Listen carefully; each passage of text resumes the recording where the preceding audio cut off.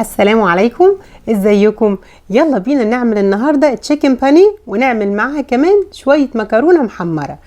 اول حاجه انا مستخدمه هنا صدور الفراخ، بس مستخدمه اللي هي قطعه الفيليتو اللي هي الناعمه اللي جوه الصدر، مش الصدر كامل، وهعرفكم دلوقتي ليه انا مستخدماها. تمام، يلا معانا بقى دلوقتي بصلتين متوسطين وطماطمايه وليمون وشويه من الميه. معانا بهارات 7، ومعانا جوز الطيب للي يحب، ومعانا بابريكا، فلفل اسمر، ملح، بصل باودر، ومعانا حبهان اللي هو الكاردموم. لو بس حضراتكم مش بتلاقوه في المحل العربي، اسمه في المحلات الامريكيه كاردموم.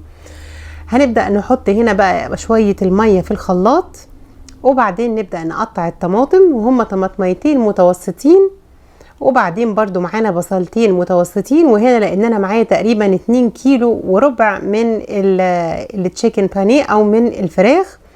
هنحط هنا قيمة كده معلقتين من الكاتشب، وكل ده هنضربه كويس قوي في الخلاط لغاية لما يبقى زي العصير. تمام، يلا بينا بقى هننزل بيه كده في طبق، ونجيب عليه شوية مية كمان نفضي كل اللي في الخلاط. معانا هنا ليمونتين كبار، بس الاول هنحط الاول جوز الطيب، بهارات 7، بابريكا، وبعدين الكاردموم، وهننزل بالبصل الباودر، وهننزل بكل التوابل، بهارات 7 ومعلقه مرقه دجاج. وبعدين هناخد معانا ليمونه ونص على الكميه اللي عندنا. انا عندي الليمون كبير، فانا هاخد منه ليمونه ونص. وليه ما استخدمتش ميه البصل؟ لان انا بحب استخدم البصل كامل واخد طعمه الحلو كله. تمام، وبعد كده بصفيه، وهتشوفي حضرتك ازاي. بصي بقى، هنقلبه حلو، وانا هنا كنت غاسله الفراخ كويس جدا. هخلطها كده وهسيبها وهغطيها واسيبها تقريبا 4 ساعات. تمام، بس كده خلاص قعدت 4 ساعات، وتحبي اكتر اقل ماشي. بصي بقى، هنبدأ نفضي من عليها، وده سر نجاح البانيه وانتي بتحمريه، انك تفضي اي ميه من عليه، اي سوائل. يعني حتى حضرتك لو مستخدمه بيض البصل لازم تعملي الحركه دي برضو، تصفيه.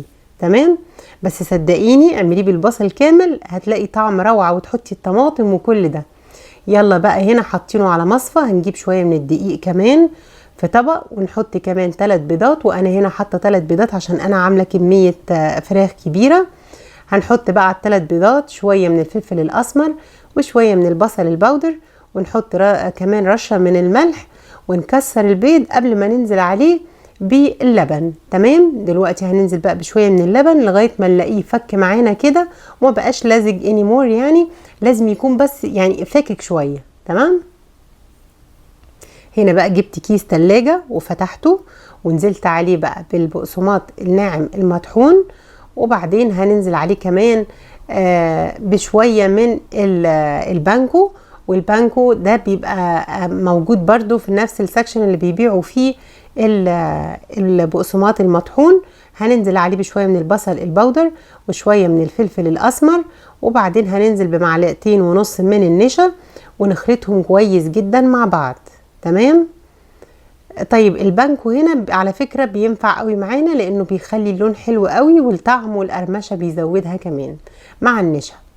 طيب يلا بقى، بصي انا هنا كنت عملت 3 قطع، هنبدأ نعمل واحدة كمان. بصي بنزل بيها كده في الدقيق الاول، واول ما انزل بيها في البيض مش بحط ايدي تاني خلاص طالما في السوائل لمستها. وبعدين ببدأ بقى كده اجيب عليها من كل الجوانب، ده اللي بيخليني احب الكيس.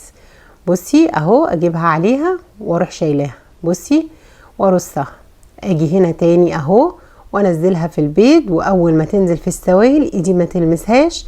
وبعدين اهو بصي اجيب عليها الجوانب بتاعه البقسماط، شوفي ايديا نظيفه ازاي، وهتفضل نظيفه لحد اخر قطعه. تمام، لان انتي لازم وانتي بتشتغلي حضرتك ايديكي تفضل نظيفه على طول، عشان البقسماط ما يبوظش منك.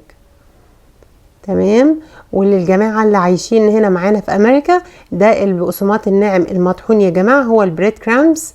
بصي اهو تمام كده، وهبيتها ليله بقى كامله في التلاجة، ليله كامله، ايوه صدقيني ليله كامله.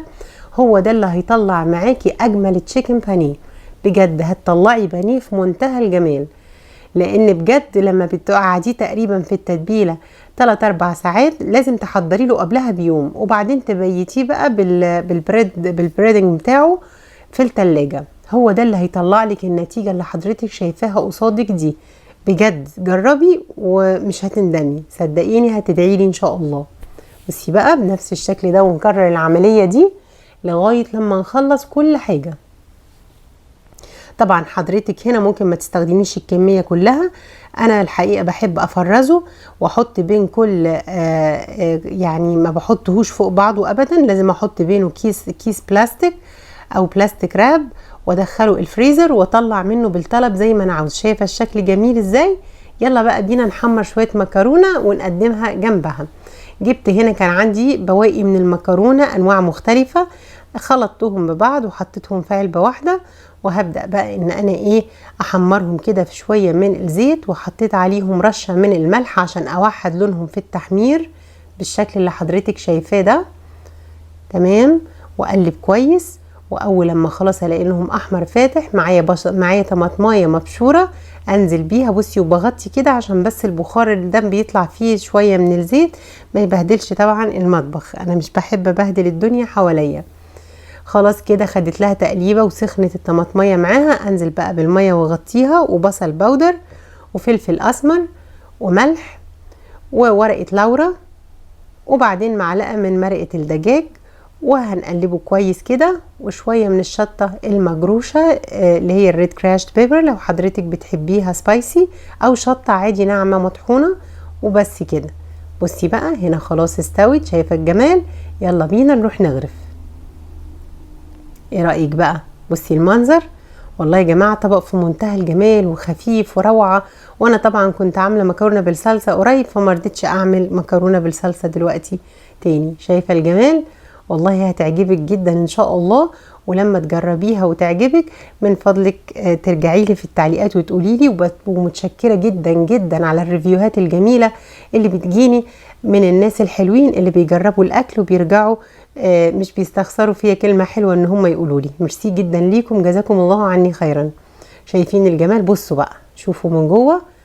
بصي بقى ليه انا قلت لك تبيتيها ليلة بالبرادنج بتاعها. شايفة؟